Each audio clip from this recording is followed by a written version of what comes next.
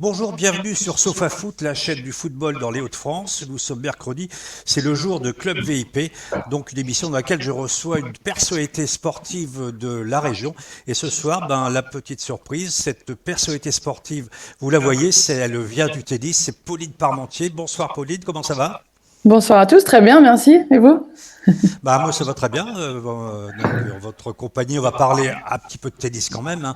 Il y a beaucoup de choses à dire ces temps-ci, mais aussi quand même de football, puisque en général tous les sportifs ont forcément une accointance avec le sport principal.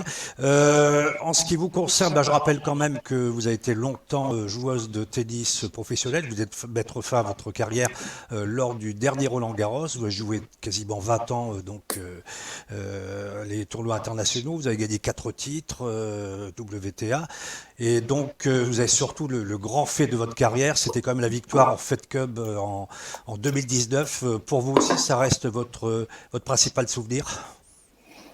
Ah ouais, c'est sûr que ça fait partie d'un des plus grands souvenirs de ma carrière. Après, il y en a eu forcément d'autres, mais en tout cas, c'est le plus récent et c'est le dernier qui a vraiment marqué les esprits. Et c'est vrai que c'était fabuleux de pouvoir gagner cette Fed Cup en équipe pour son pays. Jouer pour son pays, c'était un rêve de petite fille et d'atteindre cet objectif-là, c'était incroyable.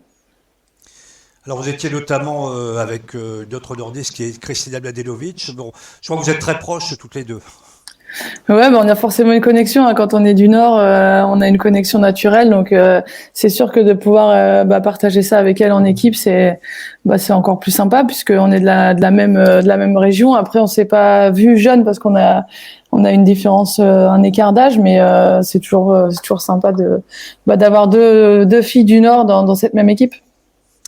Alors, la question qu'on se pose, donc je me souviens de votre dernier match à Roland-Garros, c'était en mois d'octobre, il faisait frais, presque froid, humide, vous aviez joué en fin de soirée quasiment, vous avez terminé un petit peu vers minuit. Ça reste malgré tout un bon souvenir, enfin un souvenir émouvant, parce qu'en plus il y avait très peu de public, hein. Comment s'était passé ce dernier match de votre carrière? Ouais, c'était vraiment spécial, c'était particulier puisque déjà j'étais contente qu'il y ait un dernier Roland-Garros parce que c'était pas gagné en début de crise sanitaire. On savait pas s'il y allait avoir Roland-Garros, donc c'était quand même important pour moi de jouer une dernière fois ce tournoi. C'est sûr qu'il n'y avait pas de public, donc c'était un peu triste, mais j'avais quand même pas mal de proches qui étaient là. Il y avait beaucoup de personnes du tennis, ceux qui pouvaient être dans le stade, qui sont venus à mon match, même si c'était tard le soir et un peu isolé. Ça a été quand même un souvenir assez sympa.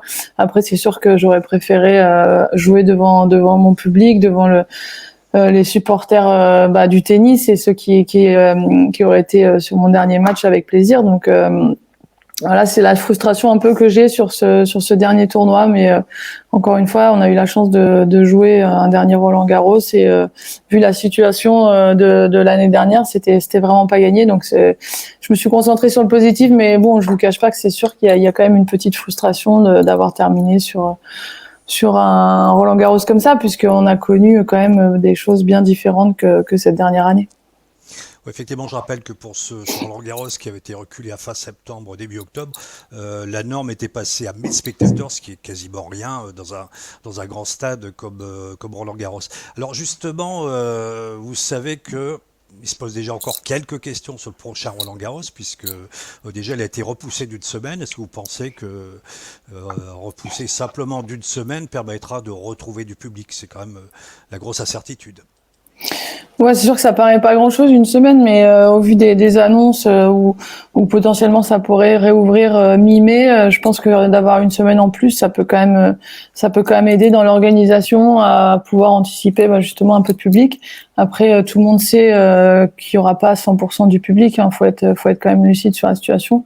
Mais le fait de pouvoir décaler un petit peu, ça peut amener du public en plus. Après, c'est sûr qu'aujourd'hui on n'a aucune certitude. Ils essayent de trouver des solutions et je pense qu'ils voulaient pas repartir sur un tournoi au mois de septembre parce que c'était vraiment particulier pour tout le monde, hein, que ce soit les joueurs, la télé. C'était un tournoi vraiment spécial. Donc je pense qu'ils voulaient garder cette période-là, parce qu'il y a aussi un gros calendrier l'été avec les Jeux Olympiques. Il y aura Wimbledon après, l'US Open. Donc voilà, c'était important pour eux de rester dans cette période-là. Et je pense qu'une semaine, c'est sûr que sur le papier, on a l'impression que c'est rien, mais je pense que dans l'organisation, ça peut peut-être aider un peu si la situation s'améliore et que ça réouvre un petit peu au fur et à mesure.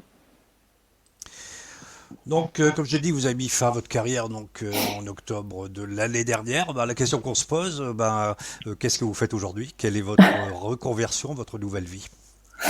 Bah, ma nouvelle vie, donc je prends déjà un peu de temps pour moi. Je me suis posée pas mal parce que ça devenait difficile de voyager beaucoup, donc j'étais contente de me poser un peu à la maison. Ça a été un peu exagéré avec la situation sanitaire puisque on peut vraiment pas bouger beaucoup. Donc ça c'est le truc qui me manque un peu, d'aller voir justement profiter de ma famille, de mes amis, ce que j'ai pas pu faire pendant mes années de carrière. J'avais envie de le faire en arrêtant et pour l'instant c'est encore un peu compliqué.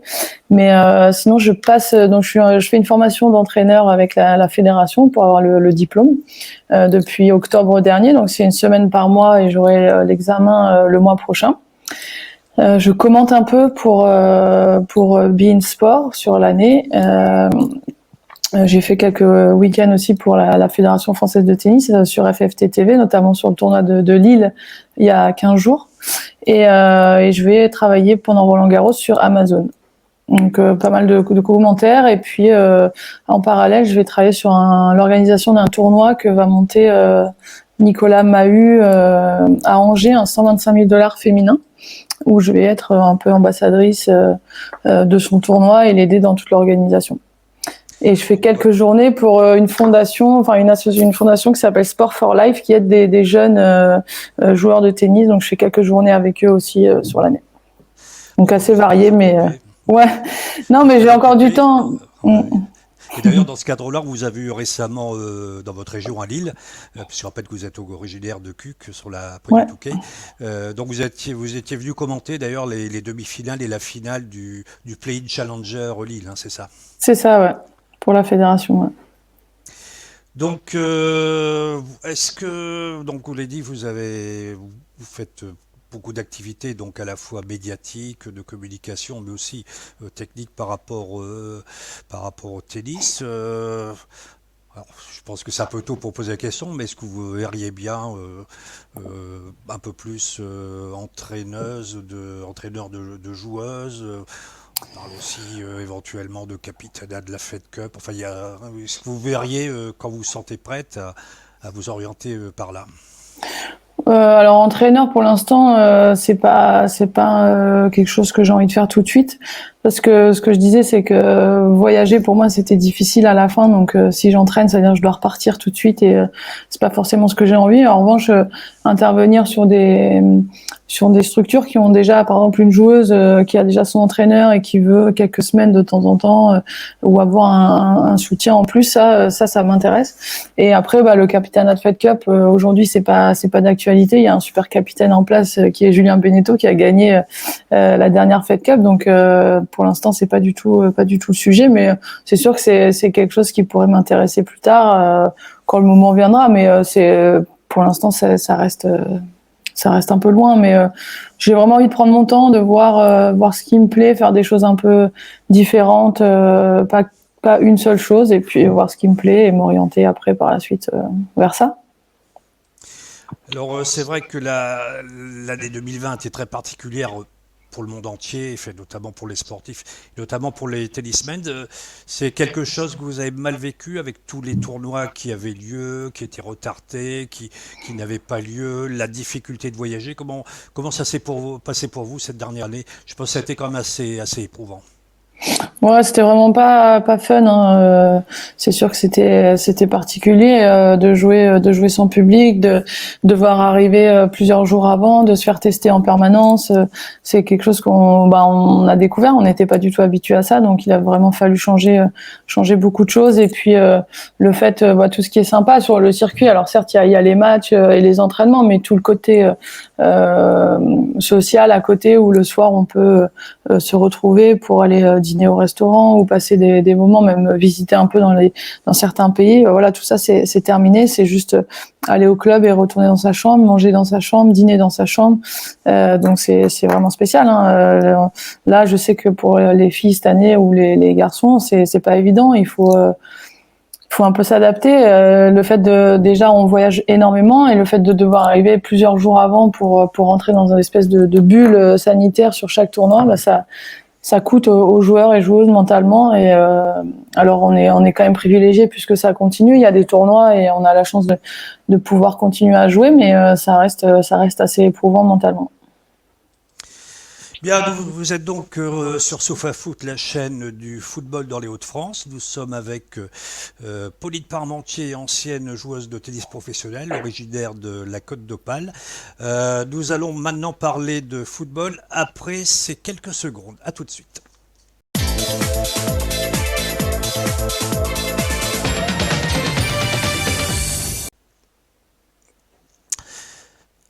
Bien, vous êtes donc sur SofaFoot, la chaîne du football dans les Hauts-de-France. Rendez-vous ce soir, nous sommes mercredi, Club VIP avec une personnalité sportive de la région.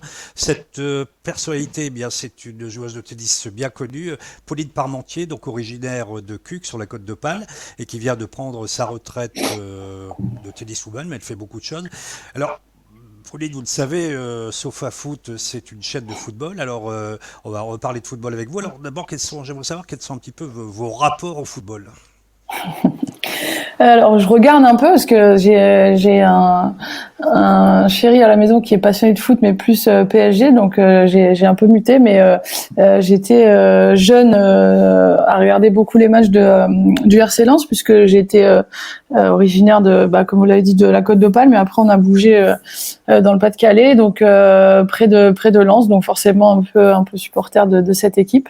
Avec j'ai deux grands frères et mon père aussi qui regardait pas mal le foot, donc j'ai été un peu pas bercée par le foot mais j'ai vu beaucoup de matchs à la télé, forcément quand il y avait des matchs quand j'étais jeune que mes frères et mon père regardaient.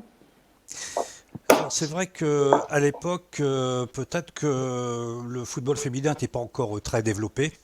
Malgré tout, est-ce que quand vous étiez au collège ou même à l'école primaire ou au lycée, vous avez eu l'occasion quand même de jouer au foot, comme ça, même si c'est uniquement à l'école? Ouais, c'est plutôt à l'école, dans la cour ou en sport où il y a des sports co qui sont organisés et c'est vrai que moi j'étais assez sportive jeune, donc forcément quand il y avait des petits jeux qui s'organisaient dans la cour, j'en faisais partie. Après, on a toujours dans les stages même de rassemblement pour le tennis, il y a toujours quand c'est la partie physique des petits jeux de foot qui sont organisés, donc oui, j'ai pu jouer un petit peu quoi. Et bon, on sait que les sportifs de haut niveau ont forcément des qualités physiques et techniques au-dessus de la moyenne. Vous pensez que vous auriez pu, si vous n'aviez pas joué au tennis, pourquoi pas jouer au foot? Je me suis pas posé la question. Non, je pense pas. Enfin, je sais pas. J'ai pas poussé mes limites assez loin pour savoir si j'avais des capacités au foot, mais j'étais attirée par le tennis assez jeune, donc je me suis pas posé la question. Après, c'est vrai que j'adore le regarder à la télé. Jouer, c'est pas le sport que je ferais en premier, donc je sais pas si j'aurais pu faire si j'aurais fait une carrière de foot quoi. Alors sur les tournois, alors c'est vrai que c'est assez rare d'avoir des tournois où il y a à la fois les filles et les garçons, c'est surtout sur les tournois du Grand Chelem, mais bon, je pense que vous côtoyez quand même de temps en temps des joueurs. Est-ce que vous voyez que les joueurs, voire les joueuses, sont intéressés par le foot et bon, le soir après leur match, des fois, regardent des matchs à la télé? Est-ce que vous avez constaté ça chez des joueurs, notamment des champions? Ça regarde beaucoup sur les tournois mixtes. Il y a souvent, quand c'est des gros matchs, dans les espaces joueurs, il y a des télés, donc il y a souvent les matchs qui sont à l'écran. Et quand c'était des gros rendez-vous, il y a tous les mecs qui sont devant et qui se chambrent suivant l'équipe qui joue et l'équipe qu'on supporte. Il y a souvent un peu d'ambiance par rapport à ça, donc c'est sympa. C'est sûr que sur les gros tournois mixtes. Il y a beaucoup de mecs qui sont passionnés par leur équipe de foot respective, donc ça fait une ambiance assez sympa. Et donc, si on parle effectivement de football, vous avez des souvenirs particuliers, hormis ceux que vous avez évoqués. Est-ce que des matchs, bon, soit à la télé, soit en vrai, c'est-à-dire dans les tribunes, que vous avez vécu? Alors les vrais matchs que j'ai vus, non mais je suis allée voir mes frères jouer quand ils jouaient au club de Berck-sur-Mer, donc ça c'est des matchs que j'ai vus où j'étais fan au début de mes grands frères. Après non, je suis allée voir un match au Stade Bollard de Coupe du Monde en 98. Donc je crois que c'était Jamaïque-Croatie, ce qu'on disait tout à l'heure. Donc ça, c'est des grands souvenirs. J'ai fait un match aussi à Lens, mais je me rappelle pas quand. Mais je sais que j'étais marquée par l'ambiance et les supporters, les chants. Je trouvais ça incroyable. Je trouve que le public lensois est juste exceptionnel. Et après, j'ai eu la chance d'aller voir quelques matchs au Parc des Princes pour aller voir le PSG. Donc voilà, je vais de temps en temps voir des matchs de foot parce que j'aime bien cette ambiance de supporters et j'aime bien être dans les stades. Je pense que vous avez eu l'occasion aussi d'aller au stade Pierre-Mauroy. Alors peut-être pas pour voir des matchs de foot, mais des matchs de tennis. C'est un beau stade qui est quand même bien fait à la fois pour des spectacles et puis bien sûr pour les spectacles sportifs. Ouais, donc j'ai pas eu la chance d'aller voir un match de foot là-bas, mais c'est sûr que je suis allée voir deux finales de Coupe Davis dans ce stade. Et c'est la première fois que je le découvrais. J'ai trouvé que c'était un stade vraiment incroyable, surtout quand on le voit dans une configuration pas du tout de foot. De voir tout ce stade mis en place pour un terrain de tennis et on voit sur le côté la pelouse qui est enfin décalée et tout, c'est assez impressionnant et j'ai trouvé que c'était un stade magnifique. Alors vous qui êtes originaire de la Côte d'Opale, est-ce que vous étiez jeune à l'époque, mais enfin vous avez aussi un souvenir de la belle aventure du CRUF, le club de Calais, qui était parvenu en finale de la Coupe de France en 2000 avec que des joueurs amateurs. Est-ce que ça vous a marqué ou c'est peut-être un peu vieux maintenant? Alors ouais, c'est marrant, mais ça m'a pas marqué à l'époque, mais j'ai vu un reportage ce week-end justement sur ça. C'était contre Nantes, non? C'était contre Nantes, ils avaient perdu. Ouais, c'est ça, parce qu'en fait, j'ai vu un reportage ce week-end sur Michael Landreau et ils ont parlé de ce match justement mais j'ai pas de souvenir non en particulier de cette performance, mais ouais, j'ai vu du coup ce week-end et j'ai vu que Calais avait fait une Coupe de France exceptionnelle. Alors, comme vous avez dit, vous collaborez aussi à beIN Sport. Alors, justement, beIN Sport, c'est quand même, bon, c'est une chaîne qui diffuse du tennis, mais c'est surtout à la base, enfin, son fonds de commerce, c'est quand même le football. Est-ce que vous le sentez? Vous avez une rédaction qui est quand même une chaîne qui est totalement mobilisée autour du sport, même s'ils ne font plus, ils ne diffusent plus le football français, enfin, sauf la Ligue 2 quand même. Après, moi quand j'y suis allée, on a chacun on y va pour commenter. J'ai pas passé mes journées là-bas, donc je peux pas. Mais non, tout le monde a sa place. C'est sûr ça parle beaucoup de foot, mais il y a aussi beaucoup ils font la NFL, la NBA, donc il y a beaucoup de commentateurs différents. Et c'est ça qui est sympa sur cette chaîne, c'est que on découvre plein d'autres sports et c'est un milieu de passionnés qui est là pour commenter ces sports respectifs et ça c'est assez sympa et du coup on peut échanger pas mal sur les résultats ou sur ce qui se passe dans certains sports. Bien, vous êtes donc sur Sofa Foot, la chaîne du football dans les Hauts-de-France. Nous allons attaquer la dernière partie de cette émission avec notre invité du jour, c'est Pauline Parmentier, l'ancienne championne de tennis originaire de notre région, née à Cuques, près du Touquet.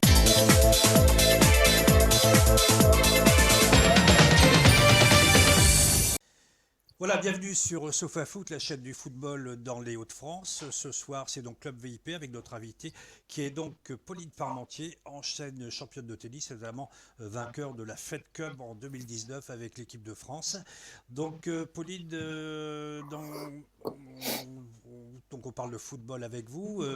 Est-ce que, en tant qu'ancienne joueuse professionnelle, bon, vous savez que le football est quand même le sport numéro un, brasse énormément d'argent, un petit peu comme le tennis, mais quand même d'un autre niveau.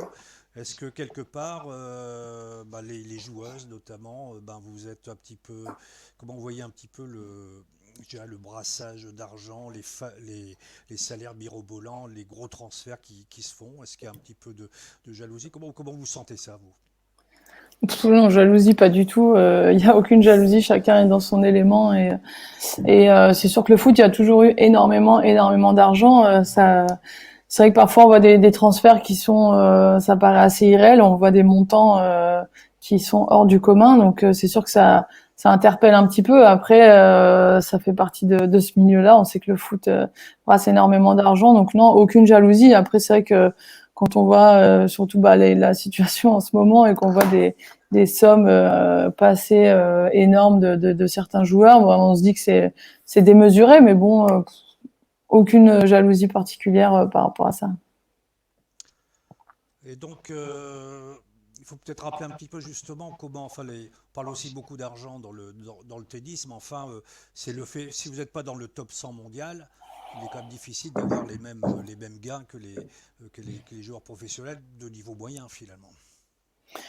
Oui, alors c'est sûr que dans le tennis, c'est pareil, on entend qu'il y a beaucoup d'argent et que les joueurs peuvent gagner énormément d'argent aussi, mais ouais, c'est réservé en gros aux 100 meilleurs joueurs et joueuses du monde. En gros, c'est une fois qu'on est dans le tableau des grands chelems qu'on va pouvoir gagner de l'argent et rentrer dans ces bah, vraiment gagner de l'argent quoi. Avant, c'est plus le fait de l'argent qu'on va gagner va être réinvesti pour voyager, pour financer son entraîneur, parce que contrairement au foot par exemple, au tennis, tous les frais sont à nos charges.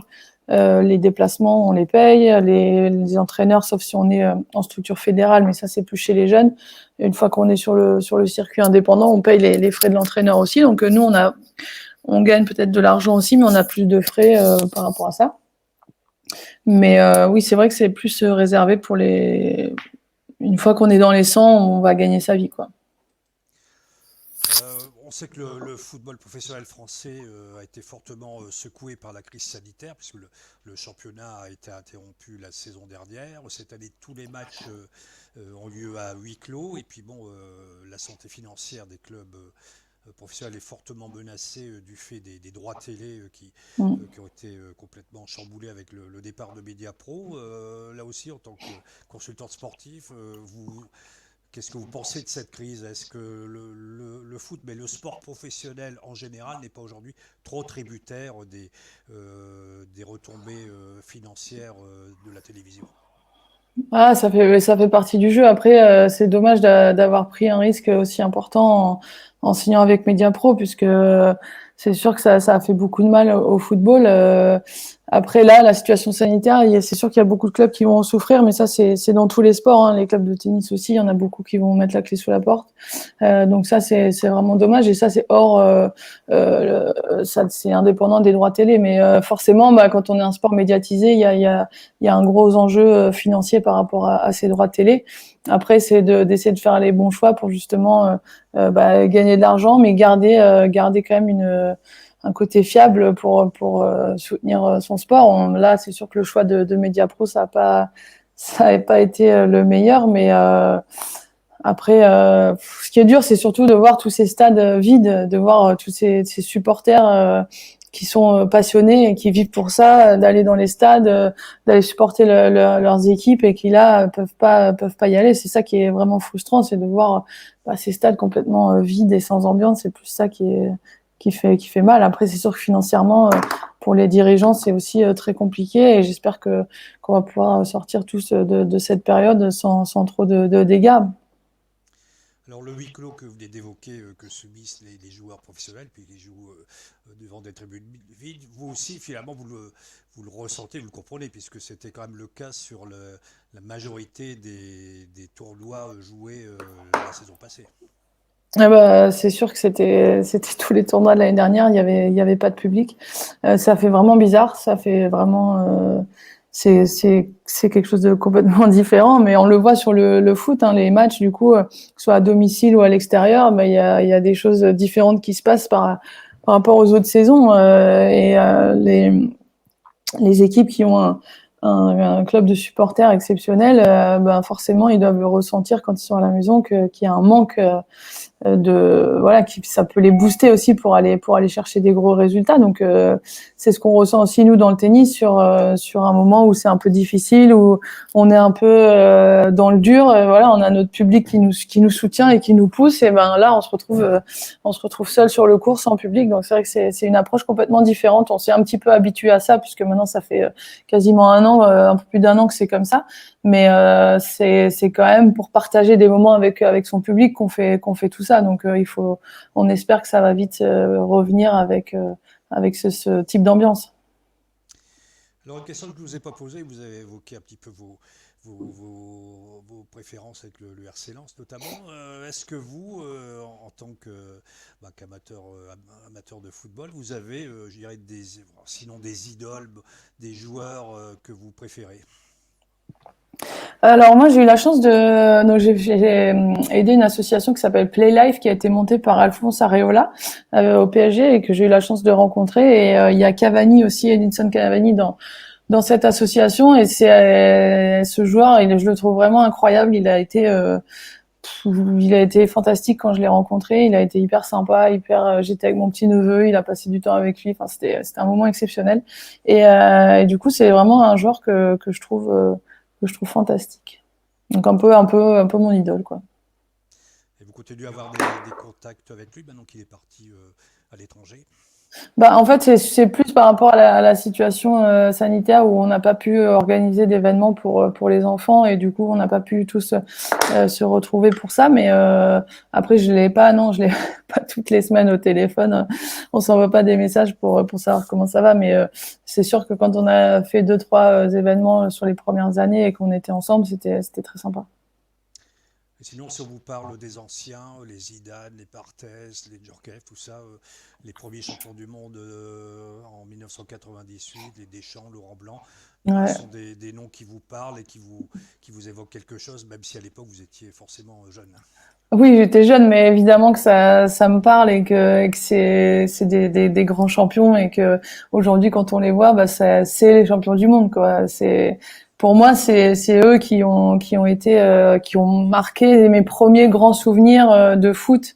Et quand je les vois aujourd'hui, c'est sûr qu'on se dit, waouh, c'est des génies, quoi. Bien alors Pauline, c'est la fin, nous touchons maintenant à la fin de cette émission. Nous vous remercions de votre participation et de votre amabilité d'avoir parlé de football, puisque c'est pas votre sport de prédilection, mais on voit que vous vous y intéressez quand même. Donc on vous souhaite bien sûr une bonne suite de carrière, alors soit dans le tennis, soit dans les médias, puisque vous êtes un petit peu partagé entre les deux.